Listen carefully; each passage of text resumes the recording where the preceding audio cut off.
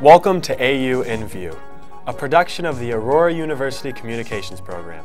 We bring you the people and events of the Aurora University community. I'm Pietro. And I'm Brooke, and we'll be your hosts for this episode. Our feature stories for this episode will be a look into the Games Club and hockey team, and we will also be interviewing Ryan Merritt, a hockey player here at AU. But first, let's go over the latest news. The third annual Sleep Out on the Quad event was back at AU on Friday the 25th to raise awareness for the hardships of homelessness. The event was a very personal learning experience where people got the chance to socially interact with those who have been homeless, as well as going through simulations of being homeless themselves by sleeping out on a cold night on the quad. Event coordinator and director of student leadership, Chris Johnson, says she hopes to help young students break stereotypes of homelessness and show that they can help to make a big impact in the community. Over 100 students, faculty, and staff have attended this year. This year was the highest amount of faculty and staff attendance. The third annual Halloween concert happened over the weekend here at Aurora University. It took place on Friday, October 25th at 11 p.m. and the theme was The Dead Walking. Small groups of survivor bands joined together to fight off the zombie horde. There was an array of musical selections such as Sweeney Todd, Jekyll and Hyde, The Little Shop of Horrors, and Bat Boy the Musical. Dr. Baum, the musical professor at AU, said that the concert was designed to allow students to see what our music department is all about. Having the musical at night time added a sense of being scary and mysterious. The concert was a great kickoff to the Halloween season. Throughout the month of October, students on campus had had the opportunity to participate in Post Secret. Post Secret is a mail art project created by Frank Warren where people anonymously decorate a postcard to portray a secret that they have never revealed. Entries range from confessions to personal hopes and dreams. Frank Warren claims that the secrets are meant to be empowering both to the author and to the people who read them. He also says that Post Secret gives hope to people who relate to a stranger's secret and creates an anonymous community of acceptance. Students across campus were given the chance to participate in the program by submitting their postcard in a variety of ways. The completed postcards were then displayed in the Dunham and Kearney atriums for students to view. Now for a look at our first feature, a closer look at the Games Club at AU. Aurora University offers a wide variety of clubs and organizations for its students. Some of the clubs are more well known than others are, and one of the lesser known clubs probably on campus is the Aurora University Games Club. One thing that students might know about the Games Club is that people sit around and play Dungeons and Dragons, and while that is true, there's a lot more than meets the eye for the Aurora University Games Club. Although these games are a staple of the club, Games Club President Chris Kane gives a broader view of what actually goes on when the club meets. Generally, we do Magic the Gathering, role-play systems like the typical Dungeons & Dragons, the general universal role-playing system. We also do movies and board games of all types, card games of all types. We always enjoy people coming here bringing their own board games so that we can learn more games. And we also do a video game tournament at the end. Well, we're going to be doing a video game tournament at the end of every month.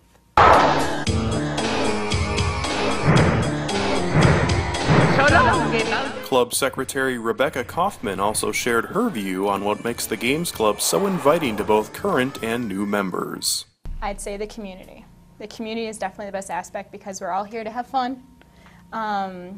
We like to joke around, we play different things, we bring different interests to the table. We're pretty open. Like if someone wants to show something or bring something new, totally like, yeah, sure, why not? We'll try it.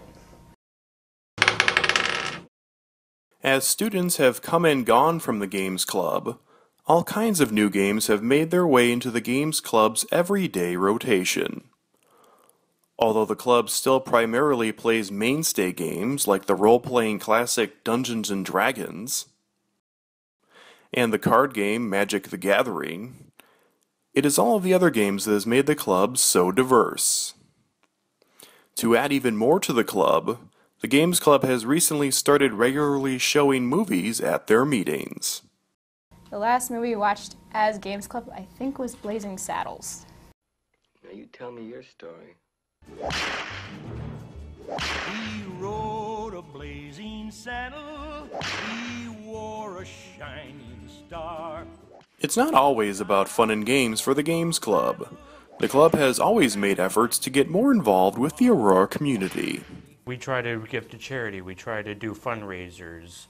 We play all types of games, not just the dungeon D&Ds and stuff. We try to, we're a community. We're not just here nerdy people here playing games.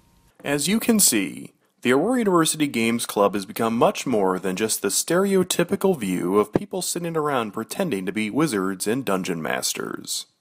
The Aurora University Games Club meets in the Spartan Spot on Mondays, Wednesdays, and Fridays from 5 to midnight. If you're interested in joining, just go to one of their meetings, or you can email Games Club President Chris Kane. Wow, I didn't know we had a games club here at AU. Seems pretty interesting. I definitely know a couple of me and my friends are going to go check it out. Our second feature story today is about Aurora University's hockey team. Aurora University is home to 19 NCAA Division III sports, all of which are successful in their own right. A few years ago, the thought of a hockey team at AU was just that, nothing but a thought. But today, hockey has staked its claim as being a premier athletic program here at Aurora University. Since the program's start only a year ago, the team has shown much growth and improvement. We did decide late. I mean, spring, the end of the spring is a late time to decide you're going to start a hockey program the following year. But Ryan jumped right into it and you know, got a schedule for us and got kids from the university to play. And so we used an entire team of walk-ons last year. And the program starting with such short notice didn't allow time for coaches to recruit players outside of the university. This caused for a rough first season for the Spartans. What's really cool about this year's team compared to last year's team is the amount of talent we brought in. A lot of kids that we brought in have played together beforehand, which helps build chemistry really quickly, which is nice, but it is a whole brand new team of brand new kids. Being one of the only kids to play on the varsity program as a returner from the last year's team, it's really exhilarating to me, but it's a whole nother game in terms of speed, in terms of knowledge. The types of systems we run as a team is much more complicated from last year. Last year was a lot more basic because a lot of you know, what we did is, you know, a lot of the reason this started is, you know, we started lacrosse here a few years ago. Lacrosse and hockey are very similar. They're basically, you know, lacrosse is hockey, you know, on turf or vice versa. And so a lot of the lacrosse players here had played hockey previously in their life, and they had interest in doing it. So we basically went to those guys and said, are you guys interested in starting a club team? And they were all obviously on board with it. And so we started with that, and then basically we shot an email out to everybody, all the student athletes, or actually all the students on campus, and see if anybody had previous hockey experience. And the ones that did, and a few that didn't, but wanted to still try, they came out. And but it was different. It's different going back and teaching the very basics, you know, what you did when you were, you know, a real young kid first starting out, learning just how to skate or, you know, how to move and, you know, the very basics of the game. So it was a little different experience. It's an exciting time of being able to start a new program, but and any coach will tell you, you know, you got to have players. You know, the players and recruiting is the most important, one of the most important parts of our job. And so I wanted to have a good, strong first class, and so we did. With the help of my assistant, Sean Falzone, did a great job of getting out and using some connections that he had and got us into some different leagues and different areas of players. In these recruiting efforts, players have been sought out from all over the United States as well as internationally. Well, it's quite interesting. Actually, the coaches from Aurora had contacted one of my friends back home. So he gave me some information about the coach. I'd let him know where I played in Canada. So I contacted him. They let me come down here for a tour. I noticed that this is a very nice school. And I thought, what better way to come play hockey and get a great education at the same time. His efforts in recruiting is not the only thing that Coach Buchanan is doing different this year. Having all this new talent, his coaching style has changed with the team. Like you said, we have more time now because these guys are at a little different level than what we had here last year. We spend more time on our systems and the way we're going to play and you know, how we're going to attack teams, how we're going to defend teams, as opposed to as last year was more, you kind of go right here, you go right here. This year we're able to let them flow a little bit more and be creative within our systems, and so it's more getting in depth into the game of hockey and the things that we're doing and the process of getting there, and it's going. Expecting more from these incoming players, who are from all over the U.S. and Canada, could become stressful and cause tension between the players. However, when asked about the team camaraderie, Coach Buchanan, as well as the players, were very enthusiastic about how well the team is bonding. Well, considering that all the new players are coming in are all freshmen, it was kind of easy for us to come together, as there's like no real veterans on the team. So we all kind of serve as the same role. Also, we're all hockey players, so it's kind of easy for us to start to bond with each other. We all go about the same lifestyle and the same ideals about things. These new players are helping to recreate the idea of what hockey is at Aurora University. Now, when people say the word hockey, there's no longer surprise, but instead excitement for the newest successful team here at AU. All right, that was really great to see the transformation from last year's team to this year's team. And a special guest we have here today, we have a member of the hockey team, Ryan Merritt. Hi Ryan, how are you doing today? I'm good. How are you guys? Good. How long have you been playing hockey? I started skating when I was 2, but I actually started playing when I was about 5, and it's been about 16 years, 17 years. Wow, that's a long time. Yeah. A lot of experience under you. So can you tell us what the record is currently for the AU hockey team? The men's varsity team has a 10-1 record right now. We just got back from Peoria against Bradley. I think that's what they were. We were. But we, it was close games. It was nice. It was first road trip with the guys, so it's always fun to have that different view of everybody. It's pretty nice. Ryan, tell us a little bit about this year's team in comparison to last year's team. Where to start? The whole persona of the team is completely different. Last year was a lot more fun. Not that this year isn't fun, but it was definitely we knew we weren't very good, so it was definitely a little bit different of a mindset. We came into last year knowing that we only had limited players. We didn't really have practice times. We had to deal with a lot of early mornings. Everything was unstructured. We didn't have a lot of games. Teams wanted to replay us because it looked better on the record. I mean, we were just not. It wasn't very good structure for the team. But it was nice that we actually had something in place. Because then this year, when we actually scouted and we went out, and we got a bunch of new guys. The whole team is. You can tell. The first thing that I noticed at practice was we don't do a lot of skating drills. We actually can play hockey. Last year we did a lot of actually going around and skating and getting the fundamentals down, but this year we don't have to do as much of that. And that really helps the team kind of morality. You don't feel like we're bad, we feel like we're good, which is nice.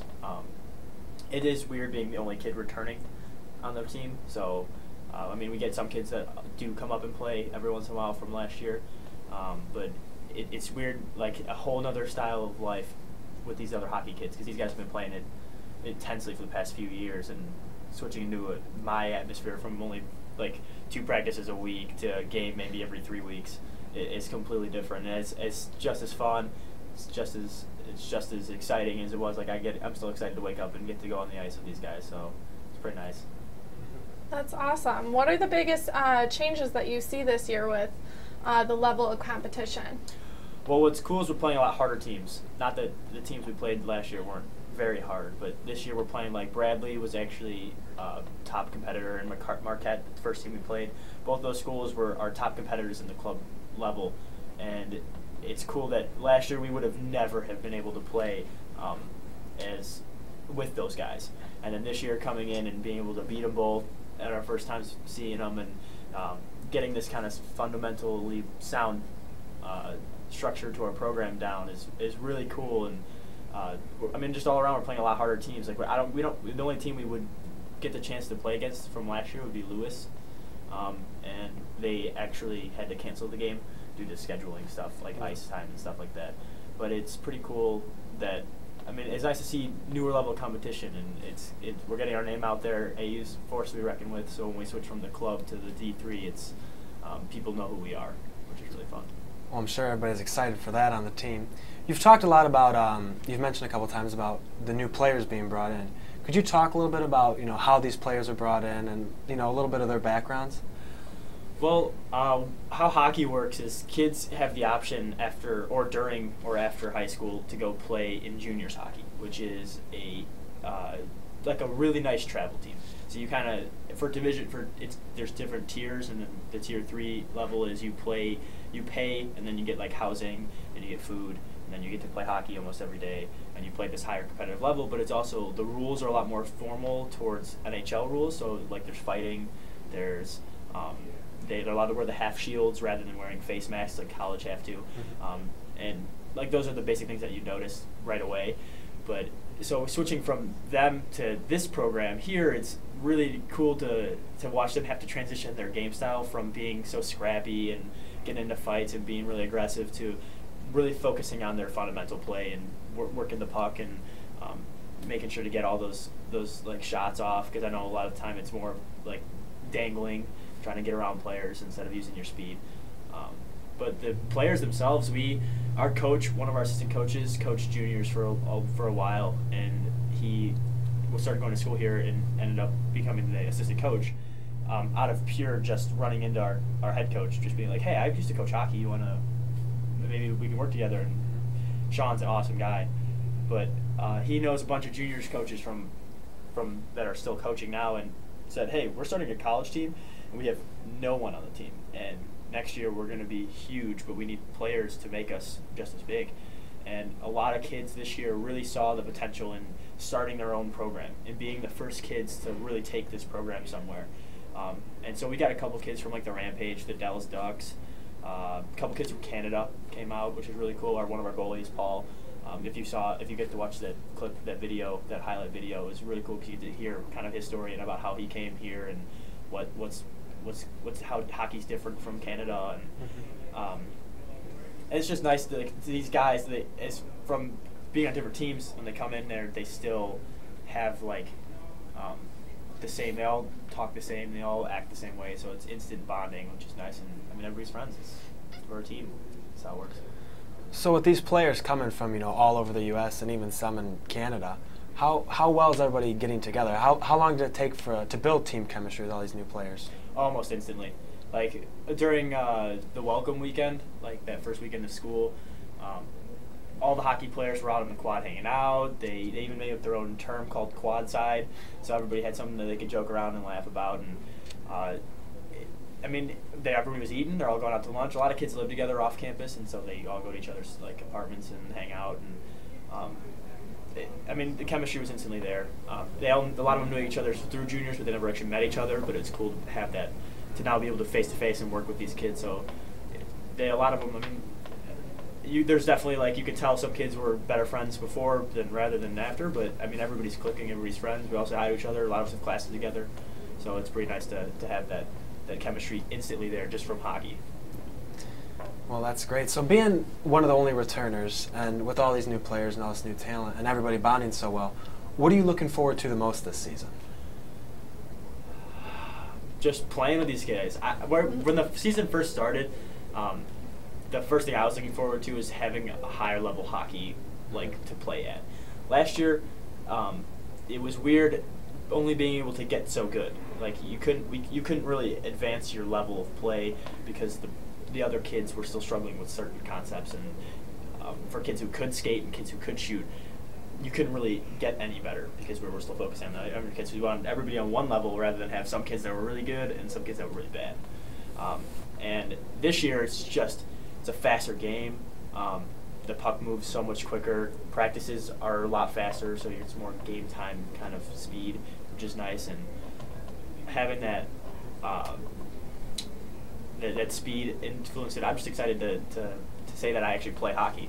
I don't play like rat hockey, which is like pickup hockey. I play actual hockey. Good. That's pretty cool. It's just exciting to have the real hockey. That's all it is. It's just playing. Good. Well, thank you so much for joining us today. Thanks for having me, guys. No problem. Well, it's almost time to say goodbye. But before we leave, we have one last thing to talk about. With Halloween coming up, it's important to think about one of the most important popular Halloween traditions, trick-or-treating. In Aurora, Aurora's official hours for trick-or-treating is 4 to 7:30, and remember, you should never go out alone. Always stay with a buddy, and never eat open candy. If you're going out with friends, always also look out for kids in the neighborhood and on the streets. Last, it's supposed to be cold and rainy, so bundle up, stay warm, eat lots of candy, and have a great Halloween. Are you going to go out for Halloween? I actually am. I'm taking my little cousin out, but he insisted that I dress up too, so I'm actually going as a white Power Ranger. Got a morph suit and everything. That's all the time we have for this episode of AU in View. Thanks for watching, and we'll see you next time.